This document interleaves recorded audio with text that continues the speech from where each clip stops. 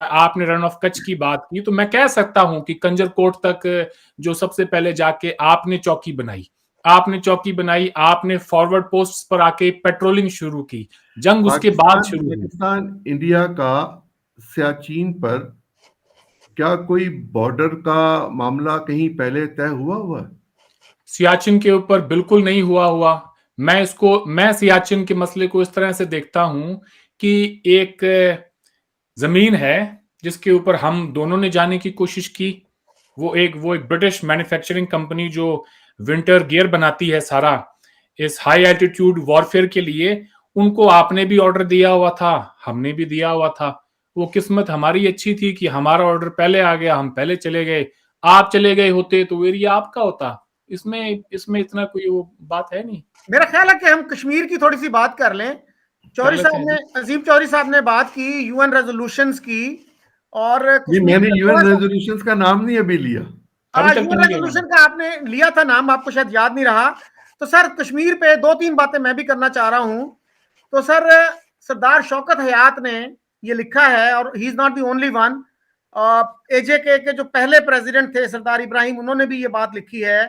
और हमारे एक प्राइम मिनिस्टर थे मोहम्मद अली, चौधरी मोहम्मद अली, उन्होंने लिखी है। फिरोज खान नून ने ये लिखी है कि इंडिया ने ऑफर की थी कि आप जूनागढ़, नॉट जूनागढ़ बट हैदराबाद दक्कन से दस्तबरदार हो जाएं और कश्मीर ले लें।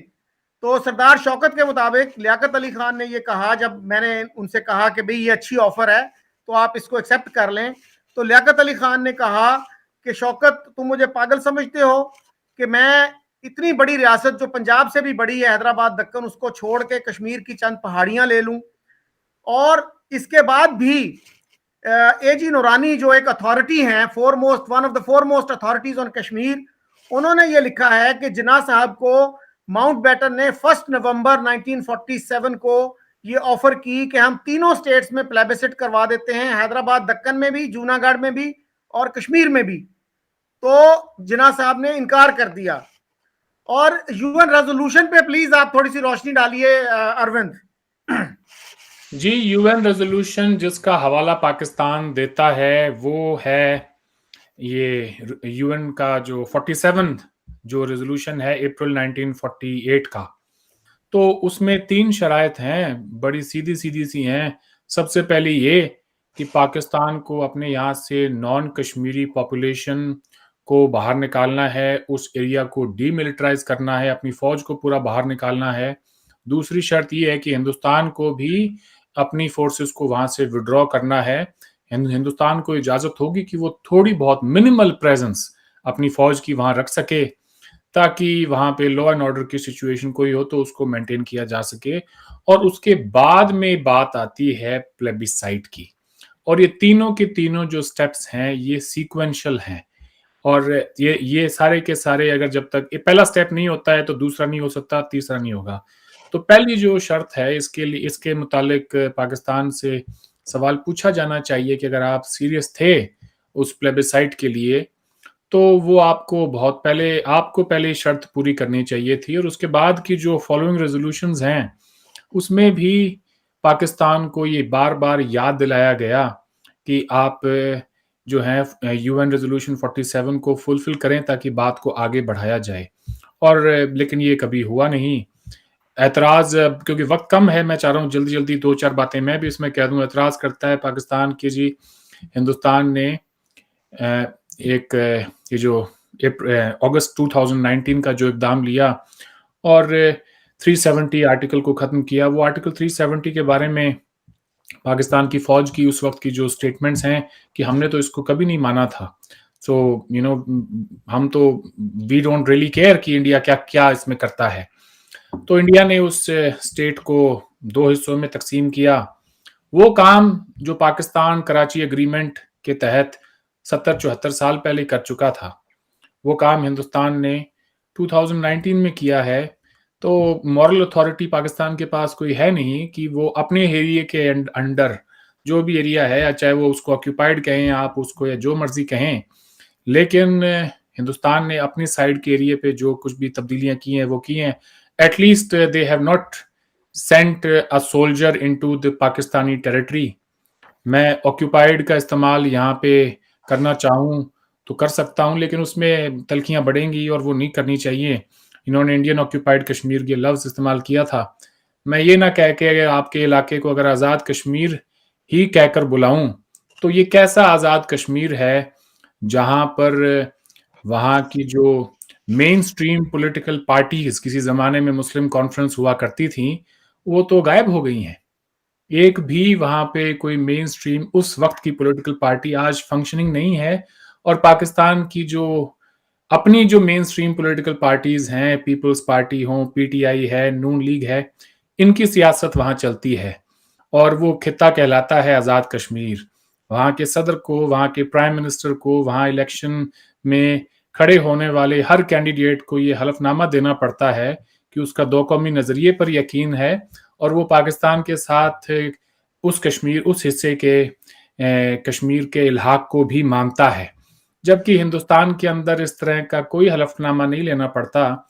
और हमारे यहाँ चाहे बीजेपी हो या कांग्रेस हो, वो इंडियन जम्मू एंड कश्मीर के अंदर मेन स्ट्रीम पॉलिटिकल पार्टीज नहीं है। वहां पे पीडीपी हो या नेशनल कॉन्फ्रेंस हो, आज भी मेजॉरिटी जो है वो उन्हीं के साथ है और वही सियासत करते हैं। हम तो एज अ कोएलिशन पार्टनर उनके साथ थोड़ा बहुत लग जाते हैं। इससे ज्यादा हिंदुस्तान की मेन स्ट्रीम पॉलिटिकल पार्टीज की वहां कोई वक़्त नहीं है। तो ये फर्क है उस हिस्से का जिसको आप ऑक्यूपाइड कश्मीर कहते हैं और जिसको आप आज़ाद कश्मीर कहते हैं।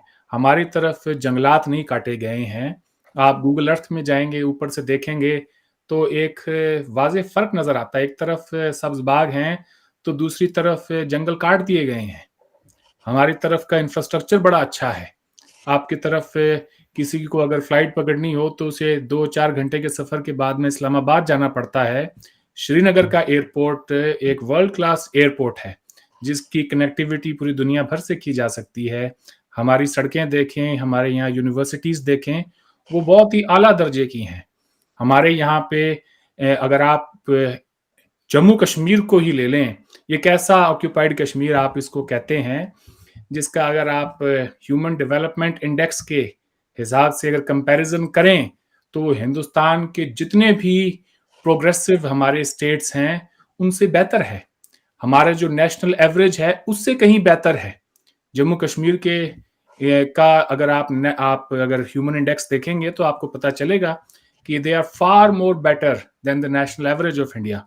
इन कंपैरिजन आपके वहां के जो नौजवान हैं वो बेचारे रावलपिंडी में, इस्लामाबाद में, लाहौर के होटलों में या तो बर्तन साफ कर रहे होते हैं या फिर वो आज से 60-65 साल पहले ही 60s में जब ये डैम बने तो उन सबको ये एक ऑप्शन दिया गया, चार थोड़े बहुत पैसे ले लो या पासपोर्ट ले लो, तो वो बेचारे जिला वतनी पे जो है मजबूर कर दिए गए। और आज वो कम से कम 20 लाख की आबादी उनकी इंग्लैंड में रहती है। मैंने हिंदुस्तानी कश्मीर के अंदर, चाहे वहां पे आप जितने मर्जी इल्जाम लगाएं, वहां के अंदर कोई सेपरेटिस्ट लीडर भी रहे हैं और हैं भी, आज भी हैं, वो सारे रहते वही हैं। कोई कोई कोई कोई बर्तानिया में नहीं रहता, कोई दूसरे मुल्क में नहीं रहता, वो आज भी वहीं रहते हैं। जितनी भी डिसेंटिंग वॉइसेस हैं वो अपनी सरजमीन में रहती हैं। हाँ, एक दो यासीन मलिक जैसे हैं, मैं जानता हूं आप बात करेंगे शायद, वो जेल में हैं तो अपनी अपनी करतूत की वजह से है। बहुत सारे आर्मी ऑफिसर्स को उन्होंने 90s में शहीद किया था। सख्त लफ्ज बोला आपने। हाँ जी, बहुत सख्त लफ्ज बोला आपने। कौन सा सख्त है? हाँ, अपनी करतूत है। अगर आप अगर बंदूक लेके और बेगुनाह लोगों का कत्ल करेंगे तो वो सख्त ही है। ये तो इस बात का इजहार तो यासीन मलिक खुद कर चुके हैं कि हाँ, एक वक्त में जब हमने बंदूकें उठा के हमने बेगुनाहों का कत्ल किया, वो तो खुद ये इस बात को पब्लिकली एडमिट करते हैं। ये अटारी से पहले जो कत्ल हुए थे, ट्रेनें कटी थी, ये क्या था? ये भी तो बेगुनाह लोग थे ना। मैं नहीं जानना चाहता, मैं तो आपसे ये गुजारिश कर रहा हूं। नहीं सर, आपने जिक्र किया है तो मैं ये कहता चलूं, घंटे से ऊपर चला अटारी पे सर प्लीज एक एक करके बात कर लेते हैं। मैं 10 सेकंड में बात खत्म करता हूं। 47 में जो फसादात हुए, हमारी तरफ जो ट्रेनें काटी गई, हमारी तरफ जो मुसलमानों के ऊपर जुल्म हुआ, आई कंडेम इट। JKLF जो कि एक दहशतगर्द तंजीम बन के उभरी, ये तो वो खुद कहते हैं, हमने बाद में मिड कोर्स करेक्शन किया है, वो तो बंदूक लेकर आए थे। उन्होंने तो अपने यहाँ की जो मकामी आबादी है, कश्मीरी पंडित, उनको फोर्सफुली उन्हें एग्जाइल में उन्हें जो है धकेल दिया। आज डेमोग्राफी चेंज की बात होती है, सबसे पहला डेमोग्राफी चेंज तो कश्मीर के अंदर कश्मीरी पंडितों को वहां से निकाल के हुआ है, जो वहां की अक्सरियत आबादी ने किया। ये तो पाकिस्तान के अंदर कोई नहीं जानता ये बात। मैंने बड़े बड़े जो वहां के दानिश्वर हैं उनसे बात की है, they don't know about it. ये एक सच है, और वो वहां पे जितने भी वहां के पॉलिटिशियंस हैं वो सारे कहते हैं, इसमें कौन सी बात है। और मैं ये भी कहता चलूं, आपने अटारी पर ट्रेनें काटे जाने का किया जिक्र, तो चौधरी साहब 47 के फसादात जो हैं उनकी शुरुआत मुल्तान और रावलपिंडी से हुई है। वो हिंदुस्तान का तो वो रिएक्शन था उस एक्शन का जो आपकी तरफ से हुआ। क्या ये सच नहीं? आपने पहले करतारपुर साहिब की बात की। नहीं, आप चौधरी साहब से चले इसी मौजू पर पूछ लें। शकील चौधरी साहब, क्या मैं ये झूठ कह रहा हूं कि फसादात, पार्टीशन के फसादात जो हैं उनकी जो शुरुआत है वो पाकिस्तान की तरफ से हुई है? इस पर तो मेरे सामने मेरे पास एक किताब भी है प्रोफेसर डॉक्टर इश्तियाक अहमद साहब की, जो कि गवर्नमेंट कॉलेज यूनिवर्सिटी में उन्होंने बहुत साल पढ़ाया है। पाकिस्तान के एक मारूफ जो है पॉलिटिकल साइंटिस्ट हैं। Punjab bloodied, partition and cleansed, ये सबसे ज्यादा एक अथॉरिटी समझी जाती है पंजाब के पार्टीशन के फसादात और उस पूरे दौर के ऊपर ये बुक, जो कि शायद एक ऐसी वाहिद किताब है जो इंग्लिश, उर्दू, गुरुमुखी, हिंदी हर जबान में आपको मिलती है। जो चाहे इसको पढ़ सकता है जी। और अजीम चौधरी साहब, ये जो बात है ना जी कि ये रावलपिंडी से शुरू हुए, ये तो जस्टिस मुनीर ने भी माना है। और ट्रेन कटने का सर एक वाकया जो है वो हारून रशीद ने अपनी किताब जो है अल फातिह में लिखा है, अख्तर अब्दुर्रहमान के हवाले से, कि उनकी ड्यूटी लगी थी उस वक्त, वो सेकंड लेफ्टिनेंट थे पत्तों की स्टेशन पे, कि आपने यहाँ से ट्रेन गुजारनी है सेफली। और उन्होंने जो बलवाई थे उनको इशारा किया कि बस जो करना कर लो।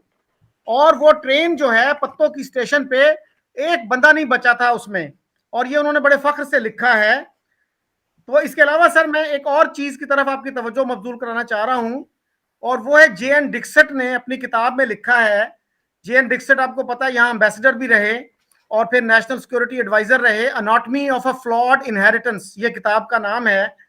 वो उसमें लिखते हैं कि अब्दुल सत्तार साहब जब दूसरी दफा एम्बेसडर का अपना टर्म पूरा करके जा रहे थे वापस, तो वो मुझे मिलने आए फेयरवेल मीटिंग में, और उन्होंने ये कहा कि डिक्सट जी, हम एक दूसरे को 1971 से जानते हैं और मेरा ये ख्याल है कि ये अमन नहीं हो सकता।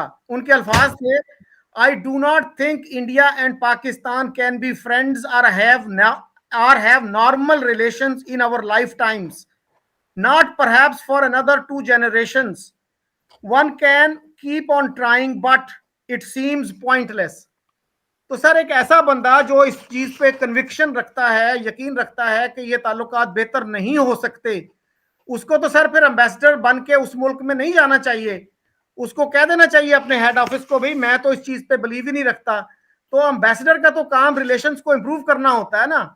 अगर एम्बेसडर इस कन्विक्शन के साथ जा रहा है कि जी ये तो रिलेशंस इंप्रूव हो ही नहीं सकते, तो ये तो बड़ी मुतजाद बात हो गई। अब गुजारिश करूं जी प्लीज।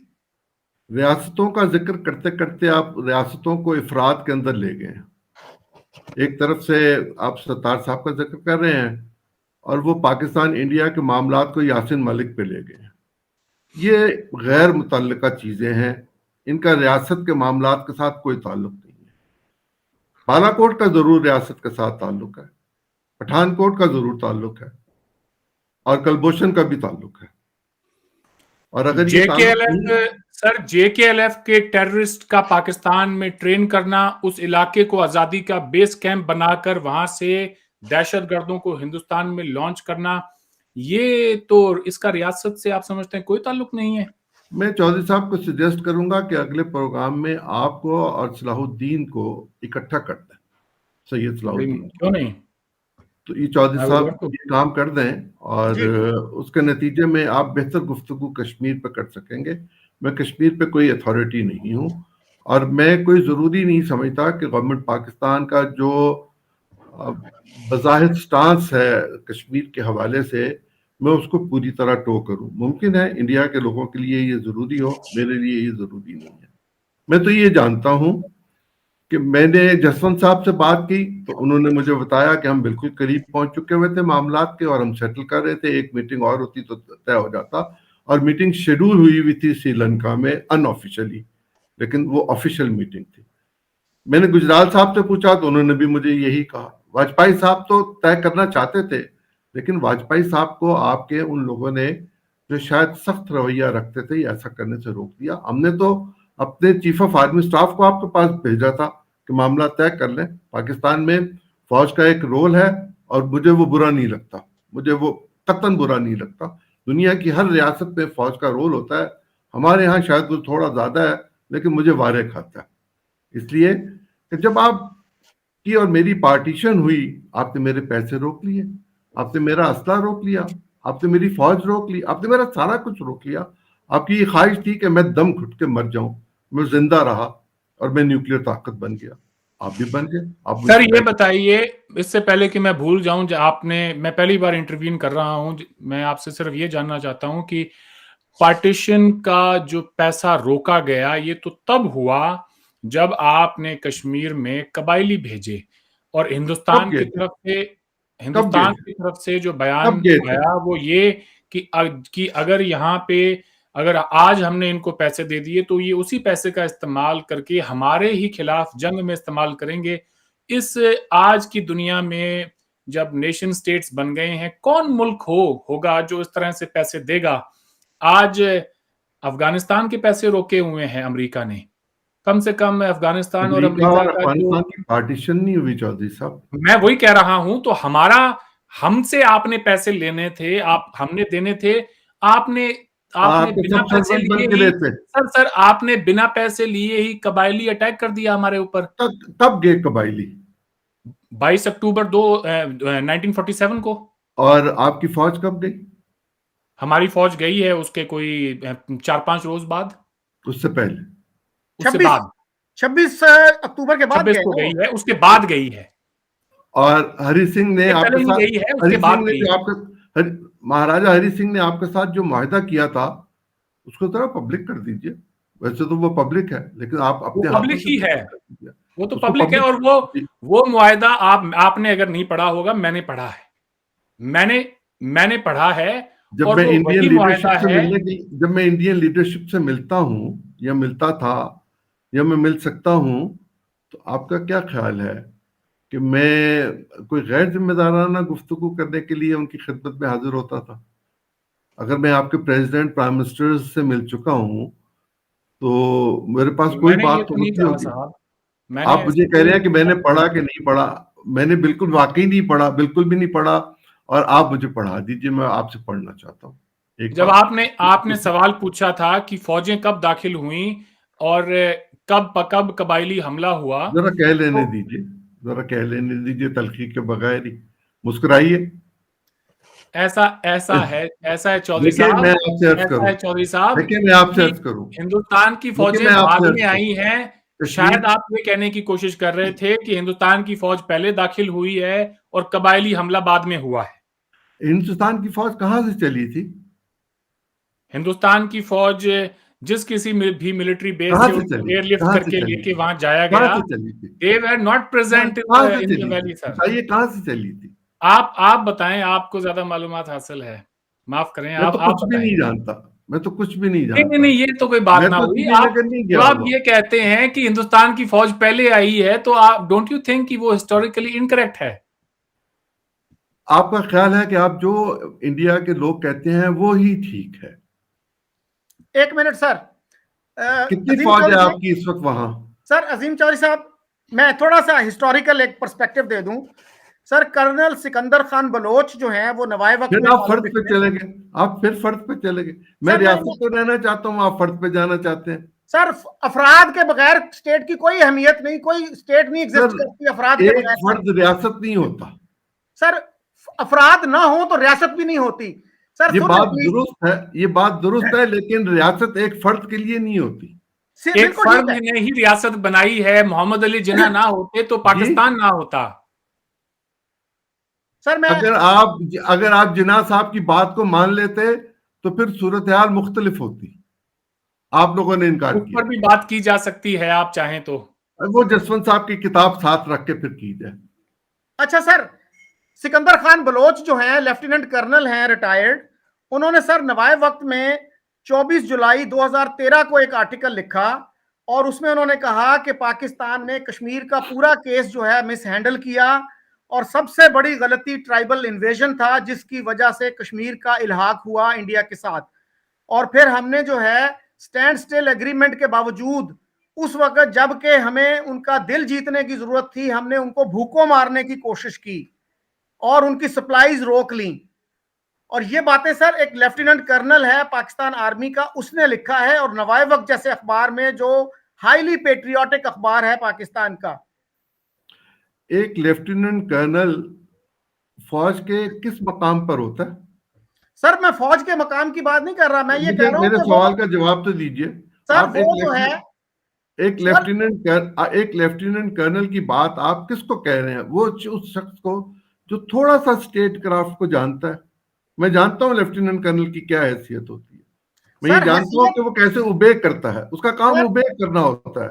उसका काम अगर सर इस तरह तो हम अगर बात करेंगे तो एयर मार्शल असगर खान की भी कर सकते हैं। एयर मार्शल असगर खान ने भी यही बातें की हैं। उन्होंने ये कहा है सर, प्लीज सुन लेना। मैं इशफाक परवेज कहने की क्यों ना कर लूं, मैं कमर बाजवा की क्यों ना कर लूं। सर मेरी बात सुन लेना प्लीज, आप कीजिए, बिल्कुल कीजिए। तो एयर मार्शल असगर खान जैसा एक रिस्पेक्टेड आदमी, वो ये कहता है कि जितनी भी जंगें हुई उनका आगाज पाकिस्तान की तरफ से हुआ। ये उनका पॉइंट ऑफ व्यू है। ये उनका पॉइंट ऑफ व्यू है उस वक्त जब वो पॉलिटिक्स में आ गए थे और वो पॉपुलर लीडर बनना चाहते थे। जनरल अकबर खान ने किताब रेडर्स इन कश्मीर लिखी जिसमें ट्राइबल इन्वेजन का पूरा जिक्र है। किसने लिखी? जनरल अकबर खान ने किताब लिखी रेडर्स इन कश्मीर, उसमें ट्राइबल इन्वेजन का पूरा जिक्र है। क्या आप ये कह रहे हैं कि ट्राइबल इन्वेजन में पाकिस्तानी आर्मी के रेगुलर्स का कोई रोल नहीं था? पाकिस्तान आर्मी की उस वक्त के कमांडर इन चीफ ने फौज को कश्मीर भेजने से इनकार कर दिया था। ये बात भी रिकॉर्ड पर है। जो एक अंग्रेज था, उसने प्राइम मिनिस्टर की बात को मानने से इनकार कर दिया था। सर अगर एक मिनट चौधरी साहब ठहर जाएं, ये सेंसिटिव मामला आ गया। अगर एक अंग्रेज कमांडर इन चीफ जो इंडिया की आर्मी में सर्व करता रहा, उसने उस वक्त के प्राइम मिनिस्टर की बात को मानने से इनकार कर दिया, तो इल्जाम बरतानिया को दीजिए, मुझे ना दीजिए।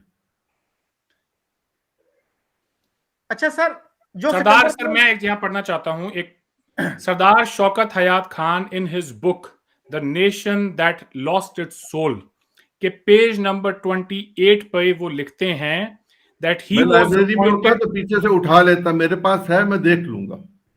जी, वो लिखते हैं he wrote that he was appointed supervisor of the Kashmir operation. He requested Brigadier Akbar Khan and Brigadier Sher Khan to provide him with their services. Both officers belonged to 613 Frontier Force at the time. They also requested the services of Colonel Dara and Kayani and Khanzada along with the guns from the Lahore fort. On page number 218, he wrote that Minister of Treasury Ghulam Muhammad had named Khurshid Anwar for the command of this operation. Khurshid was a reserve officer in the railway battalion and former National Guard of Muslim League. His only qualification was that he was the first cousin of the minister Ghulam Muhammad. Shaukat Hayat Khan opposed his nomination, but he was appointed he was appointed because Minister Ghulam Muhammad and Prime Minister Liaquat Ali Khan insisted on it. 300,000 rupees were given to them from the treasury by Ghulam Muhammad for this operation.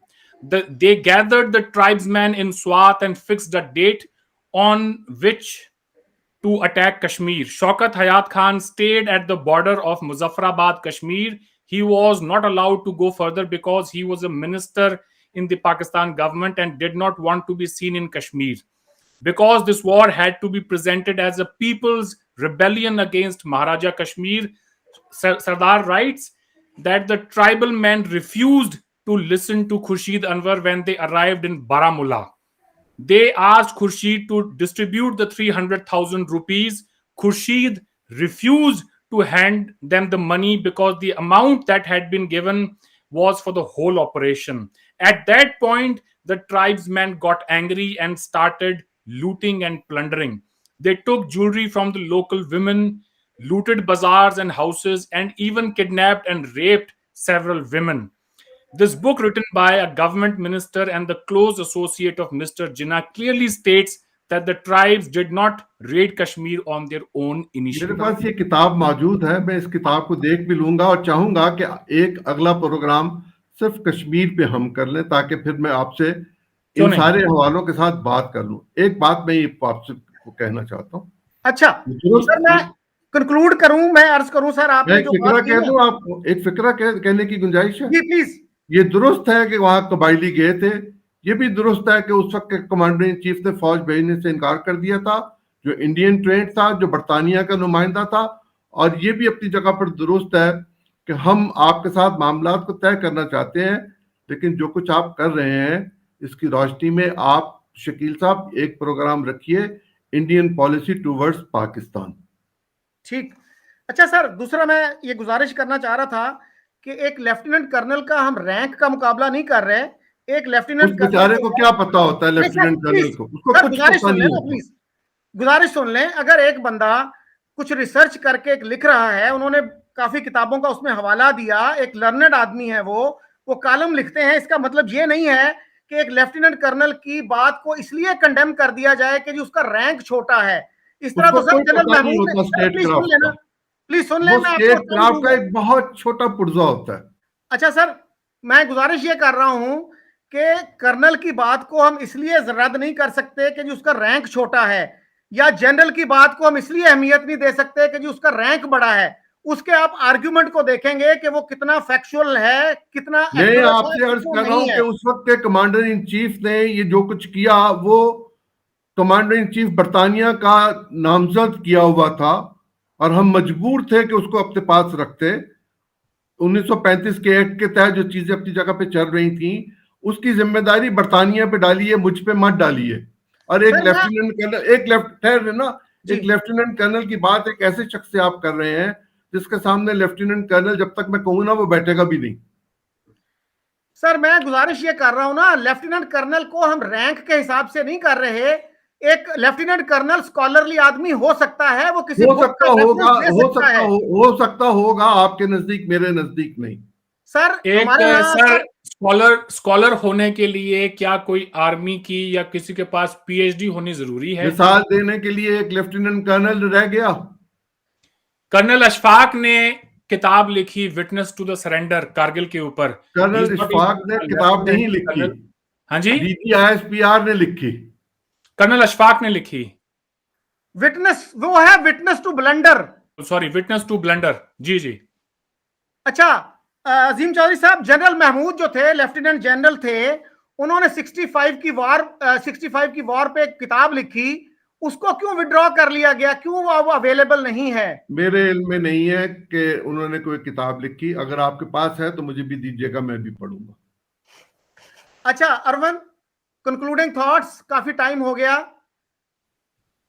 मेरे ख्याल से हमें हमारे अंदर जितनी भी तलखियां हैं कश्मीर को लेकर हो या किसी माजी में हुई जंग को लेकर हो, तो मेरे ख्याल से उनको लेकर भी कोई फैक्ट फाइंडिंग कमीशन बनाना चाहिए और ये देखा जाना चाहिए कि कहां पर किसने इनिशिएटिव लिया पहले और कहां से फिर मामलात जो हैं खराब होते गए।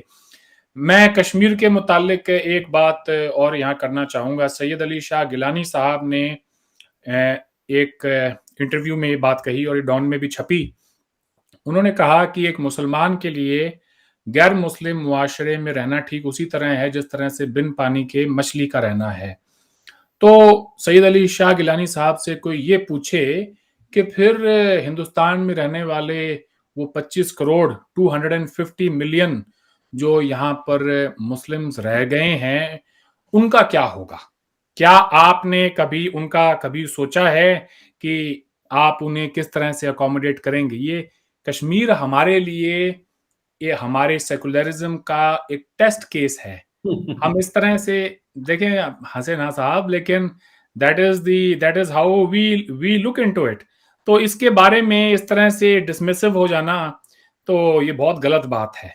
आप चूंकि उस इलाके में हैं जो कि पाकिस्तान के करीब है, और आपको लगता है कि हम बाय फोर्स इसको उस तरफ लेकर जा सकते हैं। शायद आप वाकिफ नहीं है चौधरी साहब कि सैयद अली शाह गिलानी साहब के क्या ख्यालात हैं पाकिस्तान के बारे में। वो तो जमहूरियत को भी नहीं मानते जो आपकी है, वो तो सुबाइयत को भी नहीं मानते, वो तो जो कौमियत का तस्वुर आपने दिया है वो तो उसको भी नहीं मानते।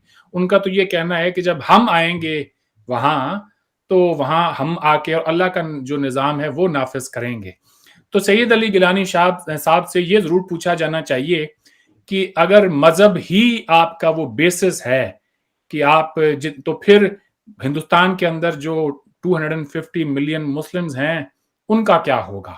और इसी हवाले से यही सवाल जब जिन्ना साहब के सामने रखा गया, जब उनसे ये पूछा गया कानपुर के अंदर 30 मार्च 1941 को, ही वॉज आस्क्ड दैट कि जिन्ना साहब ये जो पाकिस्तान आप बना रहे हैं ये तो उन प्रोविंसेस में बना रहे हैं जहां पर मुसलमान पहले से ही मेजॉरिटी में हैं। सारे चीफ मिनिस्टर्स जो हैं वो आपके बनते हैं, हमारी कौम के बनते हैं। कानपुर में वो ये बात कर रहे थे, वहां के लोगों से खिताब कर रहे थे, तब उन्होंने ये बात कही। तो जिन्ना साहब का जो रिस्पॉन्स है वो मैं यहाँ पढ़ना चाहता हूँ। He famously told Muslims in Kanpur and conclude कर रहे हैं या in नई the middle गुफ्तगू of का आगाज कर रहे हैं? सर इन द मैं बिल्कुल ये बात तो पूछनी जरूरी है क्योंकि ये कश्मीर से जुड़ी हुई है। He famously told please don't interrupt sir. He famously told Muslims at Kanpur in the middle of India on 30th of March 1941 that he was willing to let 2 crore Muslims be martyred to liberate 7 crore Muslims. His figures were wrong since nearly 90 million and 35 millions were left behind. Out of the 90 million, 35 million were left behind in India at the time of partition. तो ये बात जो उन्होंने कही, तो जिन्ना साहब से कोई ये पूछे कि वो जो 35 मिलियन उस वक्त पीछे रह गए थे, जिसके बारे में उन्होंने कहा कि मैं 2 करोड़ को जो है I will let them taste martyrdom, जैसे कि वो उनके गुलाम थे। आफ्टर ऑल जिन्ना साहब was just a human being. क्या हक था उनको ये बात कहने का कि मैं 2 करोड़ जानों को जाया करने के लिए तैयार हूं पाकिस्तान बनाने के लिए, एज इफ कि वो कोई गाजर मूली है जिनको आप जब चाहें कटवा सकते हैं। तो ये अप्रोच जिन्ना साहब से लेकर आज सैयद अली शाह गिलानी तक मौजूद है। मैं ये चाहता हूं कि इसके अंदर थोड़ा बहुत पाकिस्तान के लोग रिफ्लेक्ट करें कि कायदे आजम ने ये बात भी वो कहकर गए हैं। तो हिंदुस्तान के मुसलमानों को शायद ये बात आपको तल्ख लगे साहब, आजादी के दौरान, बंटवारे के दौरान सब ने सहा है, अकेले मुसलमानों ने नहीं सहा है। हिंदू हो, मुस्लिम हो, सिख हो, सब ने वो बुरा दौर बर्दाश्त किया। हम उससे बाहर निकले। हिंदू जो भी हो, जैसे भी हो, आपने वहां से निकाले वो आके, और ज्यादातर जो हैं पंजाब के हिंदुओं की मैं बात कर रहा हूँ, सिंध वालों की नहीं कर रहा, वो इंडिया में आ गए और हम कहीं ना कहीं पे एक इलाके के अंदर आके कॉन्सेंट्रेट हो गए। इस पार्टीशन से सबसे ज्यादा अगर किसी का नुकसान हुआ है तो वो तो मुसलमानों का हुआ है। आप यूनाइटेड होते, अगर कहीं ना कहीं पे एक बहुत बड़ी फोर्स होते, और आपका तो ये अकीदा है कि एक मुस्लिम 10 हिंदुओं के बराबर है, तो 25 करोड़ हिंदुस्तान के और 25 करोड़ पाकिस्तान के, 50 और 15 बांग्लादेश के, 65 करोड़ आप होते, और 100 करोड़ अगर सामने हिंदू है भी, तो आप तो आसानी से टैकल कर सकते थे। आप एक बहुत बड़ी कुव्वत होते। आज आपने, ये आपके जो बुजुर्ग हैं, मैं समझता हूं कि ये उनकी शॉर्ट साइटेडनेस थी कि वो इस बात को नहीं समझ पाए और उन्होंने अपने आप को कमजोर कर लिया, और बड़े सगीर का मुसलमान जो है वो बिखर के रह गया। उनके गुनाहों की सजा अगर कहीं आज किसी को मिल रही है थोड़ी बहुत, तो हिंदुस्तान के मुसलमान उसकी कीमत उठा रहे हैं। आपको फर्क नहीं पड़ता जब आपके यहां से कोई बयान देता है कोई भी इंसान, तो उसका असर हिंदुस्तान के मुसलमानों पर कितना पड़ता है। कारगिल के दौरान जब जंग हुई तो दिलीप कुमार साहब ने फोन किया मियाँ साहब को, नवाज शरीफ साहब को, और फोन करके ये कहा कि मियाँ साहब, what have you done? Do you realize how difficult it would be for the Indian Muslims to get out of their houses in this time? आपने हमें धोखा दिया है। ये बात दिलीप कुमार साहब ने वाजपेयी साहब की मौजूदगी में फोन पे कही, और इस बात को कसूरी साहब ने अपनी किताब में भी लिखा है। तो ये जो तल्ख हकायक हैं, इन्हें तस्लीम करने की आप कोशिश करें। और मैं ये भी कह दूं कि चलें, एक वक्त के लिए आप शायद ना भी करेंगे, और हमारा एक अपना एक बयानिया है और आपका अपना है, हम उस पर रहते हुए भी अगर हम ये देखें कि इस जंग की सबसे बड़ी कीमत, इस दुश्मनी की सबसे बड़ी कीमत किसी ने अगर चुकाई है तो वो पाकिस्तान ने चुकाई है। हम आपके दुश्मन हैं, आप हमारे दुश्मन हैं, लेकिन इस दुश्मनी में अपने आप को बर्बाद आपने किया है, हमने नहीं किया है। हमारे बच्चे यूनिवर्सिटियों में रैंक लेके आते हैं, हमारे बच्चे आज दुनिया भर में जितनी भी बड़ी बड़ी कंपनीज हैं उनके सीईओज बनते हैं। हमारा जो डायस्पोरा है वो बहुत अच्छा हिंदुस्तान को रिप्रेजेंट कर रहा है।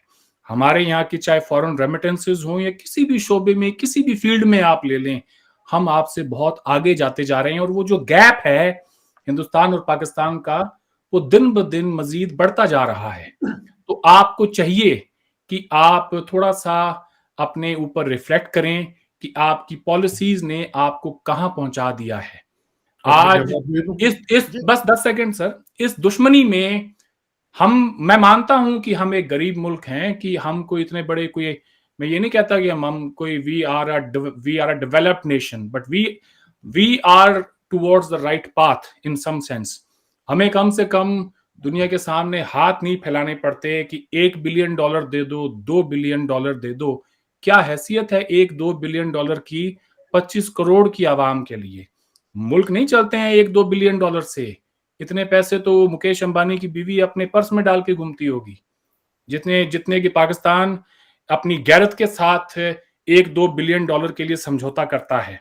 कोई बड़क मार के सऊदी कहते हैं कि हमारा 2-3 बिलियन डॉलर वापस दो, रातों रात सफीर भागता है कहीं पे चाइना में, पैसा लेके किसी को देता है। जरा सोचें कि आपकी पॉलिसी जो है वो आपने कहां अपने आप को, अपने बच्चों को आप लेकर जा रहे हैं। वो रिफ्लेक्शन आपको करना होगा। हम भी IMF के पास जाने वाले थे, हमने भी वो बुरा दौर देखा है। मेरे एक बुजुर्ग हैं जिनसे बात हो रही थी कल, वो 1970s में आए थे। वो बता रहे थे कि उस वक्त पाकिस्तान के 100 रुपए हमारे 180 रुपए हुआ करते थे। आज बात पूरी जो है बिल्कुल चेंज हो गई है, हालात बिल्कुल उल्टे हो गए हैं। कुछ ना कुछ तो आपको ठीक करने की जरूरत है। शायद आज मैं नहीं कहता ट्रांसपेरेंसी इंटरनेशनल को ले लें या किसी को भी ले लें, आपके पासपोर्ट के इंडेक्स को अगर आप उठा के देखें तो इराक, सोमालिया, अफगानिस्तान के बाद पाकिस्तान है। हम ये देखें कि दुनिया हमें किस तरह से देख रही है, और दुनिया में Pakistan has a long way to go. आप $1-2 बिलियन से नहीं चलेंगे। आपने शुरू में जो सवाल किया था शकील साहब, जियो इकोनॉमिक्स जो है वो जियो पॉलिटिक्स के बगैर हो ही नहीं सकती। जब तक आपकी जियो पॉलिटिक्स, जियो स्ट्रेटजी साथ साथ काम नहीं करती है, जियो इकोनॉमिक्स की तो नौबत ही नहीं आएगी। अगर आपकी जियो स्ट्रेटजी और जियो पॉलिटिक्स अच्छी होगी, जियो इकोनॉमिक्स तो उसके बाद की बात है, उसके बाद होगा। एक तरफ अफगानिस्तान है जहां से क्या आप लेंगे और क्या देंगे, इधर ईरान है, एक तरफ चीन है जहां से कि 1 वे ट्रेड है, सिर्फ ट्रक्स आते हैं चाइना से, खाली जाते हैं वापस। ये भी आप देख लीजिएगा। तो हिंदुस्तान आपके बिल्कुल बॉर्डर पे है, और यहाँ पे फैसला नहीं कर पा रहे हैं prime minister. As a commerce minister तो वो ECE की समरी को साइन करते हैं, एज अ प्राइम मिनिस्टर वापस ले लेते हैं। ये नहीं बताते अपनी कौम को कि दवाइयां तो हम फिर भी ले रहे हैं हिंदुस्तानियों से, बावजूद कि इंडिया ने 370 खत्म कर दिया या जो भी है, बाकी कुछ नहीं ले रहे, लेकिन दवाइयां तो ले रहे हैं। कौम को ये भी बताएं कि हाँ, अगर इतनी गैरत हो तो फिर वो दवाई भी ना लें वहां से। तो बातें बहुत सारी करने की। आखिर में मैं ये कहूंगा कि एक और प्रोग्राम रखते हैं कश्मीर के मुतालिक से, और हम ये जो बातें कही, इन्होंने किताब, आप वो किताब जरूर पढ़िएगा साहब, और हमारे सामने फैक्ट्स रखिएगा। बाकी बहुत अच्छा लगा आपसे बात करके। मैं अच्छा, इसका जवाब दे दूं? अजीम चौधरी साहब, आप भी इसको प्लीज कंक्लूड कीजिए। और sir, air marshal Afzal Khan की मैं ब्रीफली बात करना चाह रहा हूं। उनका एक इंटरव्यू था जो मजहर अब्बास ने लिया, और उन्होंने उस बात को डिस्प्यूट नहीं किया कि पाकिस्तान ने जंगें शुरू की। और ये अगर इतनी ही गलत बात है तो फिर उनका कोर्ट मार्शल होना चाहिए था कि उन्होंने पाकिस्तान को बदनाम किया ऐसी बात करके। और अगर किसी ने उनको कंट्राडिक्ट किया है, किसी सीनियर मिलिट्री ऑफिसर ने या सिविलियन ने, वो भी मेरे साथ शेयर कीजिएगा प्लीज, अब कंक्लूड कीजिएगा। और मैं ये कहना चाहता हूं सर, एक सॉरी टू इंटरप्ट, आप रन ऑफ कच्छ के ऊपर जो मामला थे उसके ऊपर, उसको भी हम रिविजिट कर लेंगे, वो भी आप जरा देख लीजिएगा। कंजर कोर्ट में आपने पोस्ट बनाई और वहां से मामला खराब हुए हैं, तो वो भी देख लीजिएगा। मैं गुजारिश कर लूं? जी प्लीज। गुजारिश कर लूं? एयर मार्शल असगर खान साहब ने 1977 में फौज के जर्नलों को एक खत लिखा और उन्हें ये कहा कि आप मार्शल लॉ लगा दीजिए। और फिर उन्होंने किताब लिखी जर्नल सियासत में। वो फौत हो चुके हैं, वो एक मुअज़्ज़ज़ पाकिस्तानी थे, अब वो जा चुके हैं। मैं उनके बारे में कोई मनफी लफ्ज़ नहीं कहना चाहता। उनकी किताबों में उनके साहबजादे की झलक नज़र आती है, और बसा औक़ात जो लोग वाक़िफ़ हाल हैं वो बहुत सारी चीज़ों को जानते हैं। मैं इसमें कुछ कहना और नहीं चाहता, एक बात। दूसरी बात यह है कि अली गिलानी साहब, अल्लाह ताला उनको जन्नत नसीब करे, आपने तो उनको ढंग से दफन भी नहीं करने दिया, जिसकी मिसाल आप मुझे दे रहे हैं। मैं तो उनकी फ़िक्र, सोच सबको मानता हूँ, और अगर वो अल्लाह के दीन की सरबुलंदी के लिए निज़ाम राज करना चाहते हैं तो वो भी मौलाना मौदूदी के पैरोकारों में से थे, उन्हीं की तालीमात को लेकर आगे चले थे। मुझे उनकी सोच पे कोई इख्तलाफ नहीं है, लेकिन मैं उनसे सवाल नहीं कर सकता। मुझे जन्नत में जाना पड़ेगा उनसे सवाल करने के लिए कि जवाब दे दीजिए। आपने कायदे आज़म से भी सवाल किया, मैं जन्नत में नहीं जा सकता, अभी मैं जिंदा हूँ, मरने के बाद उनसे पूछ लूंगा, और वो जो जवाब देंगे, आप जहाँ कहीं भी होंगे मैं आपको वो जवाब पहुंचा दूंगा। लेकिन इंडिया जो कुछ अपने मामलात को लेके कर रहा है या करना चाहता है, उसके नतीजे में मैं सिर्फ इतनी गुजारिश करना चाहता हूँ कि उन्हें पाकिस्तान की फिक्र तो बहुत ज़्यादा है, वो अपनी फिक्र करें कि उनके यहाँ कब ये चीज़ें जो हैं वो अपने मंतकी अंजाम को पहुंचेगी। अभी जो दुनिया भर में रेफरेंडम हो रहा था या हो रहा है, उसको भी ज़रा नज़र में रखिए। आप हमें ज़रूर मशवरा दीजिए, हम आपके मशवरे को सुनने के लिए तैयार हैं, लेकिन आपकी डिक्टेशन को हम मानने के लिए किसी कीमत पर तैयार नहीं है। आप हमें डिक्टेट करने की कोशिश ना करें, हम आपके बराबर के हैं। हम मुल्क छोटा है, लेकिन हम जानते हैं कि आपके साथ मामला को कैसे लेके चलना है। और इफराद जो हैं वो अपनी इंफरादी हैसियत में रियासत को डिक्टेट नहीं कर सकते, और न कीजिए ये काम, आप रियासत पे ही छोड़ दीजिए। और मैं चूंकि रियासत को रिप्रेजेंट नहीं करता, इसलिए मैं रियासत की जिम्मेदारी अपने कंधों पर उठाने के लिए तैयार नहीं हूँ।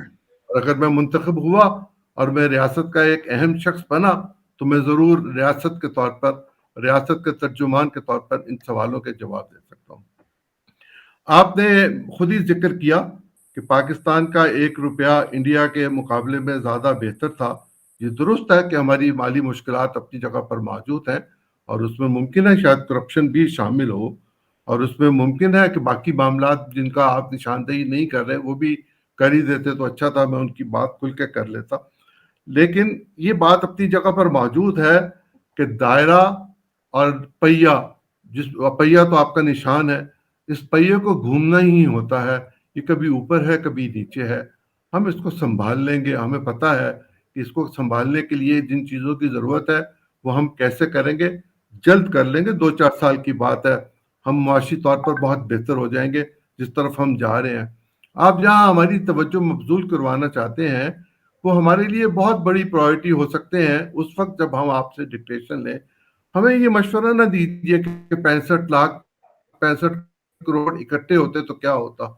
हम बहुत बेहतर हैं, हम जानते हैं कि हमें क्या नहीं करना, हम ये भी जानते हैं कि हमें क्या नहीं कहना, हम ये भी जानते हैं कि हमें जो कहना है वो क्यों कहना है। हम ये भी जानते हैं कि इंडिया के अंदर से जो आवाज़ें उठती हैं, अगर वो कुछ और नहीं तो वो इंडिया के अपने लिए मुनासिब नहीं है। इंडिया अपने अंदर एक ज़बान इस्तेमाल करवाने की कोशिश करे, अपने ही मुंतखब लोगों को, अपने ही चीफ मिनिस्टर्स को खुद सुन लिया कीजिए वो मोदी साहब के बारे में क्या कहते हैं, और मोदी साहब का जो तर्ज अमल है उस पर तो दुनिया अशश कर उठी है। पूरी दुनिया की डेमोक्रेसी उसकी मिसाल बनाकर लेकर चलेगी। जैसे आपने प्रेस को फ्रीडम दे रखा हुआ है, वो तो हमसे भी ज्यादा है। हम भी उसकी तकलीद करना शुरू कर देंगे तो शायद मुमकिन है दुनिया हमारी भी मिसाल दे। ये दुरुस्त है कि आप एक बहुत बड़ा मुल्क है, आपके पास वसाइल बहुत हैं, लेकिन आप दुनिया भर में जहां कहीं भी जिन भी निज़ामों को लेकर चल रहे थे और जिस तरह आप इंफॉर्मेशन फीड करने की कोशिश करते थे, उसमें दुनिया अब खुल के जान चुकी हुई है कि आप किस तरह से गलत चीज़ों को फीड करते हैं और उसके नतीजे में दुनिया के सामने आपको कोई खुशगवार लम्हात गुजारने के लिए अब मिल नहीं रहे। आप अपनी गिरेबान में देखिए, अपनी आप को देखिए, अपनी अदाओं को देखिए और माजी को मैं फिर आपसे कहूँगा दफन कीजिए, आगे चलिए। आगे चल के जिन चीज़ों की आप मशवरा देना चाहते हैं उनको मेज पे बैठ के मशवरा दीजिएगा। एक दोस्त के तौर पर पहले दुश्मनी निकालने के लिए अगर कोई कसर बाकी रह गई हुई है तो उसको पूरा कर लेते हैं, फिर जो बच जाएगा वो टेबल पे बैठ के बात कर लेंगे। बेहतर यही है कि मैं और आप ही टेबल पे बैठ के बात कर लें। कम से कम हम एक दूसरे पे चीखे तो नहीं, हमने एक दूसरे पर इल्ज़ाम तराशी तो नहीं की, हमने अपनी अपनी बात की, अब तब तक पॉइंट ऑफ व्यू दिया। तो लोग जिन्होंने देखा वो ये फैसला कर लेंगे कि कौन क्या कह रहा है और क्यों कह रहा है। आप अपनी बात के पक्के हैं, मैं अपनी बात से पीछे हटने को तैयार नहीं हूं और इस तरह मामला हल नहीं होंगे। बहुत शुक्रिया जी, थैंक यू वेरी मच अजीम चौधरी साहब और अरविंद सहारन। मुझे उम्मीद है कि हम दोबारा भी इसी तरह का एक सेशन कर सकेंगे। तो इसी के साथ मैं आप दोनों से और अपने बाकी दोस्तों से इजाजत चाहता हूँ। खुदा हाफिज। बहुत शुक्रिया। खुदा हाफिज।